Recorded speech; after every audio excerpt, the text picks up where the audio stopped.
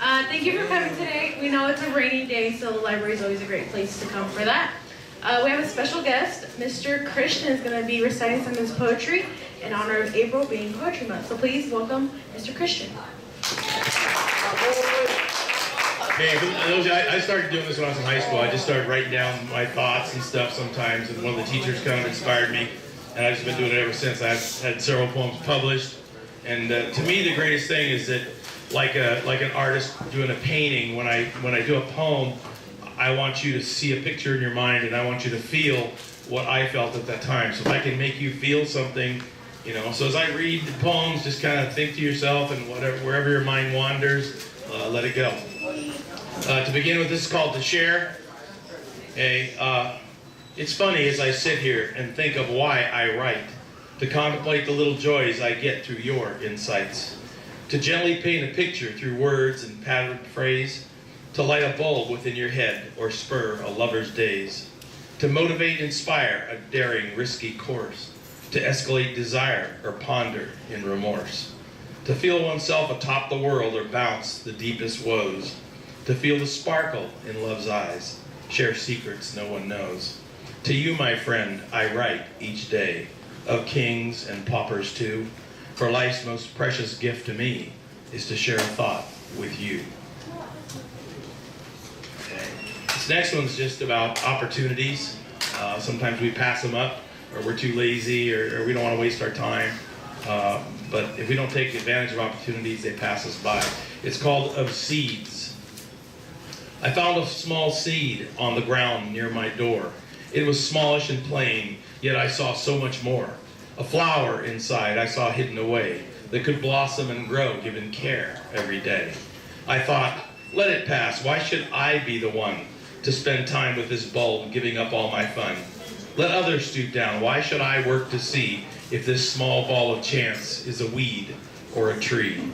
Life's seeds I've picked up have not always been fair. I've not reaped what I've sown. I've been hurt my fair share. Of course, through it all, what I guess I have learned is that small seeds of chance should not ever be spurned. The largest of trees in this forest of care grow from friendship seeds found on the ground here and there. So passing a seed means to give up a chance on the wonder of life and the spark called romance. I've picked up the seed, I've watered it too. No delusions have I what the growing will do. No plans for my bud, let it grow to the sky, or sprout a small flower. Time will tell by and by. This is about growing up, and growing up sometimes it's easy and wonderful, and sometimes it's hard and tough, and you just have to persevere. It's called growing up. When the sun shone, it was bright, and the temperature was breezy and warm. The trees swayed. Birds chased each other from tree to tree, playing their loud games. The grass grew thick and green, and when I fell, there was always a soft spot to catch me. Now the weather confuses me. The indecisive sun plays hide and seek with me. My clothes are never comfortable.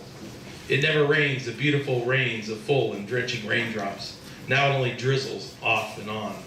The birds are sullen as they perch and watch, occasionally swooping down to survey a piece of garbage. The grass has been worn thin, and it is only dirt in some spots. And when I fall, it hurts.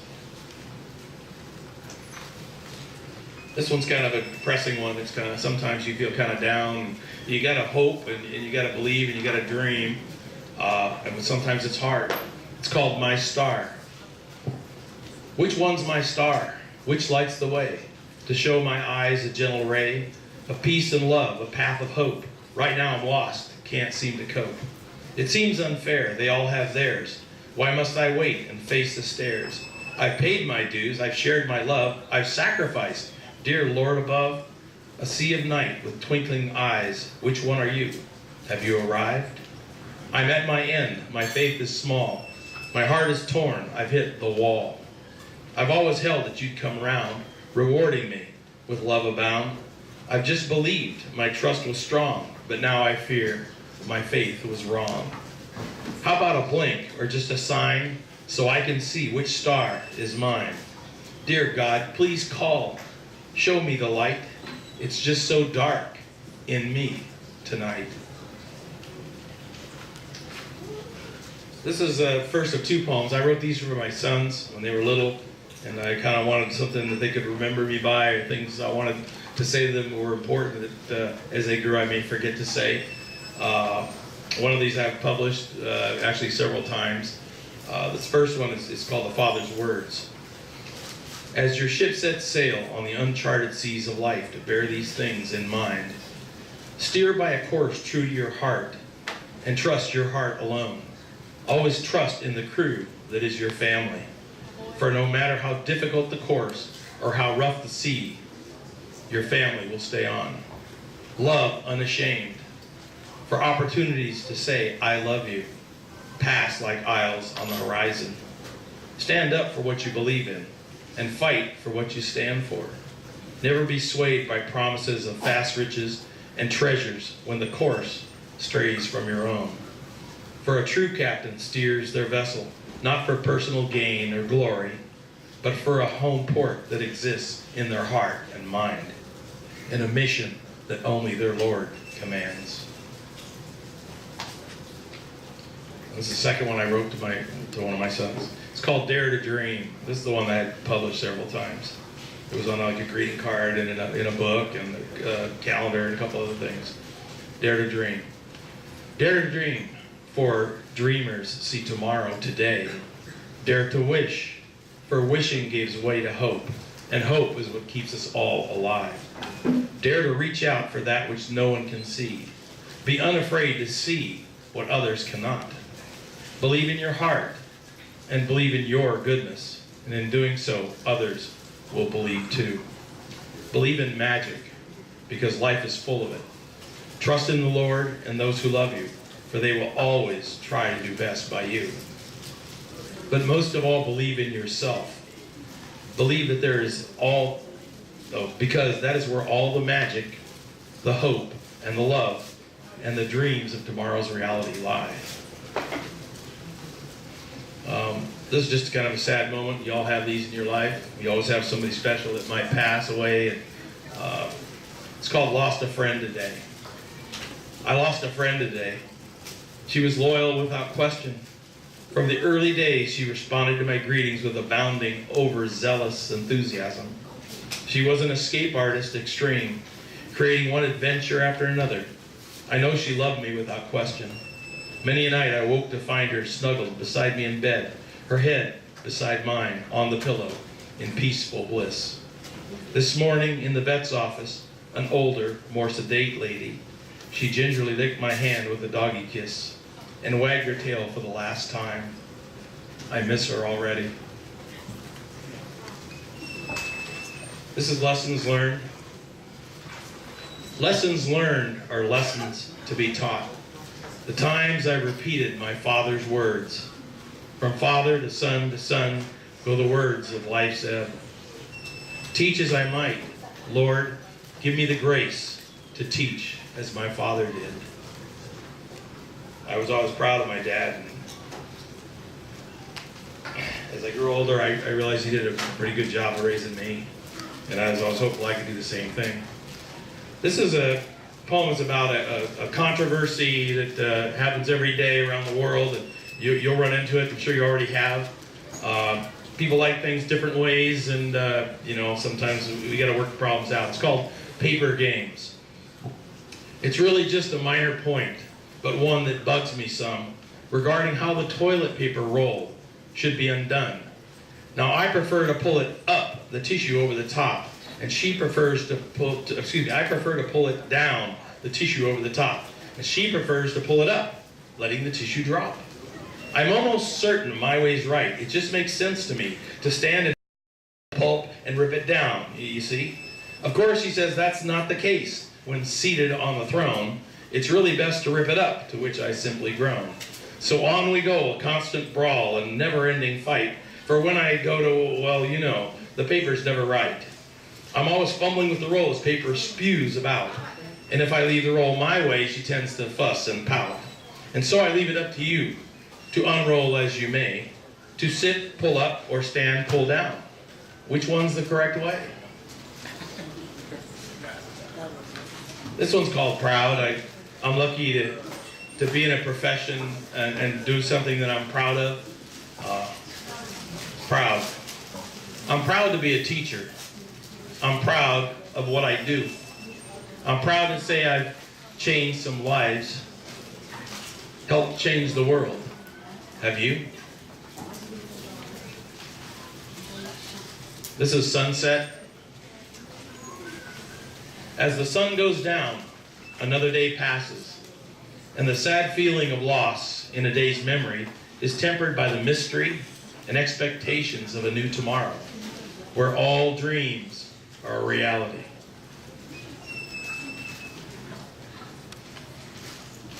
This is for a moment. Some of these are like love poems and stuff, you know, when you get in a mood and you just write stuff. I thought of you today. It wasn't a long, involved thought, and it wasn't the only time you crossed my mind. But today, for just a second, I thought of you. It was a cool breeze that brushed past my face, and a warmth that made my heart laugh. A smile crossed my lips, and my eyes danced. No one noticed, but I thought of you today. It's called In Words. Again, this is about writing poetry. Is it not here where with picturesque words I can grab your mind's eye and like wet clay mold it into my own thought? Where the slash of a pen can make your stomach writhe with my emotions? And is it not here and only here through these written or spoken words that we can share a moment of mine amongst us? And for that moment, bring us all a little closer together. And in that togetherness, realize that we are much more the same than different. This is called brightness. A lot of times you don't appreciate who you are and other people see it. And I think it's really important that the first thing you do is you love yourself and believe in yourself and realize that you're special. Brightness. You are brightness. Your everyday smile brightens the life of those around you. The song in your voice forces a morning grin in your hello. You see the good in morning's mist, and your daily trust in the Lord's intentions builds faith in others' hearts. You believe in right, and you teach and preach it every day in your actions. Your daily failings serve as lessons, with none being too overwhelming as to defeat you, yet none too small to ignore. You trust in others first without asking any return. You love openly, and although sometimes it hurts you, you know you're not perfect. But you've come to accept that fact. I admire your strengths, and I loathe your obvious shortcomings. And I hurt when you hurt, because I know you try. I love you in spite of your occasionally foolish weaknesses, and I feel for your life's lost dreams, which you brush off with, that's life. You are brightness, and I admire what you've come to stand for. And I wish you all of life's happiness, and I hope that someday you'll realize how special you are. Silently, I pray that you'll appreciate your brightness the way I do every morning when I look in the mirror and I see your scraggly, bearded face staring back.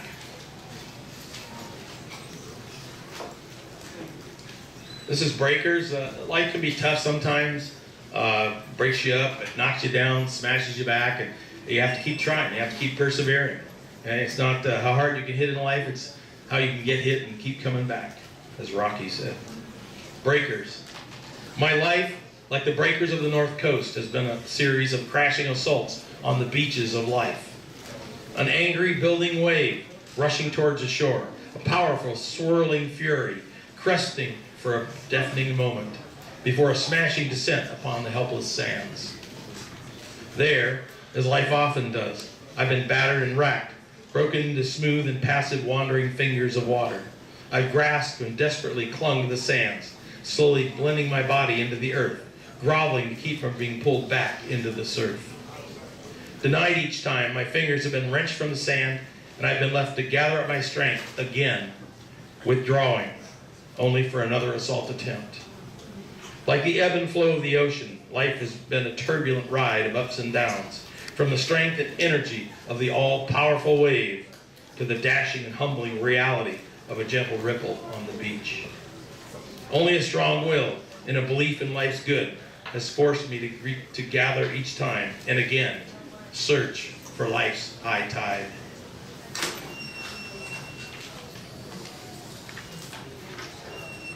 Okay. For those who don't know, on November 11th, I had a heart attack, or no, excuse me, November 29th, I had a heart attack. I can't remember the day. And it was very humbling, made you realize how mortal you were, realize that you weren't going to live forever. This is called acceptance. Today, I know I'm dying. My body has told me so. It was a clear and sobering message. Let me know how mortal I am. I realize now that I will not live forever. I realize that my time is short and every minute is precious. Yet I have so much to do and say and so much to teach. My tightening chest tells me that I'll have to hurry. Each morning I pop my pills and hope they do their work. I can't dwell on death, but I can't ignore it either. It's a daunting and taunting weight that lingers in my thoughts. I cannot let death consume my life, even if it eventually will. I must breathe deeply and smile while I enjoy every raindrop and sunrise. I will spend the last days living life with laughter and the hope that peace comes to me in the middle of a sweet dream. Okay, after that sad and morbid thing, this one's a little funnier and more humorous. When you are older, some of you, the teachers, you already have this, but when you have your kids, sometimes there's things you don't want them to talk about out in public that you do at home, and so hopefully you'll keep quiet, and sometimes that doesn't work. This is called class gas. I know it may seem strange to you what I see as an art, and that's the gift of timing, knowing when and where to fart. Farts tend to be frowned upon in certain public places, leaving noses held in pinch on crinkled human faces. But knowing when to cut one loose is quite a skill indeed. There's nothing like loud breaking wind to make crowds stop and heed. A quiet a ripping snort, a loud rat-tatting bray, a smothering groan, a piercing squeal, the placid smell that strays. It's skill that breaks a silent room into a raucous roar, with belly laughs which farts ignite, that brings one to the floor. I've tried to teach my 6-year-old there's time and there's a place for humans with a sense of fun to fart with style and grace. Today I found I've been unclear in teaching her that art. The note from school makes it quite clear she knows not when to fart. And when confronted by the teach, she grinned and held her space and said, I farted in my seat. Dad does it in my face.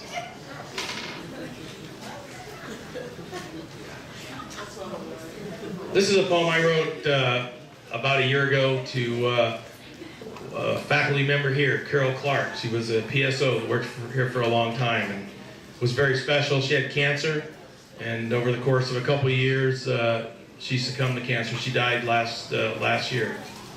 It's called Those People Who Care. I've often wondered and pondered and shared what it is that they have, these people who care. These people who teach or counsel or guide. They lift up our spirit. They stand by our side. You're one of the best and one of the few of those people who care that I ever knew.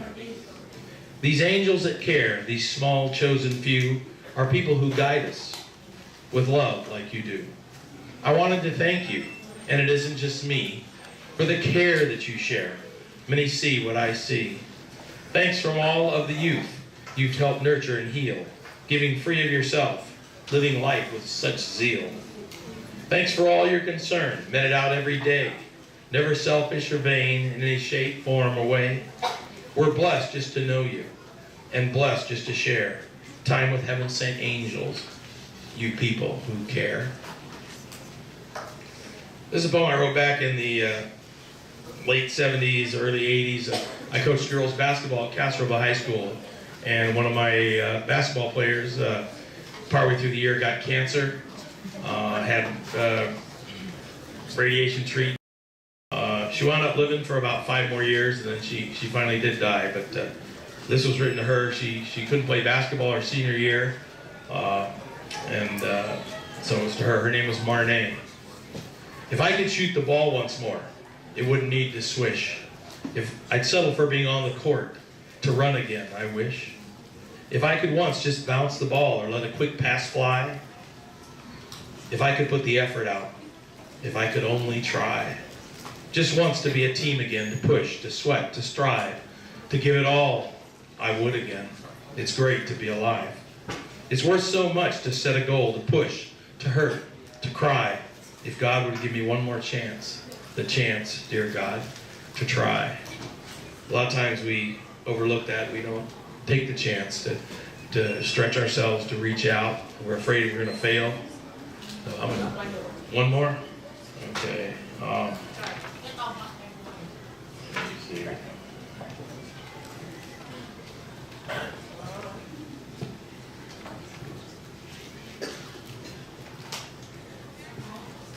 Okay. This is called the catch a fish. Life is like a fishing pond. Our dreams hang on a hook. We fix our pole, we bait the line, and hope luck takes a look. Sometimes a fish bites right away. Sometimes it takes a bit. But just like life, all we can do is be prepared and sit. It helps to have a friend or two when efforts seem to fail, to pump us up and bait our hook or kick us in the tail. Patience and perseverance is what prevents our fall. For if we felt we couldn't win, we'd never fish at all. Okay? Again, thank you guys for being here.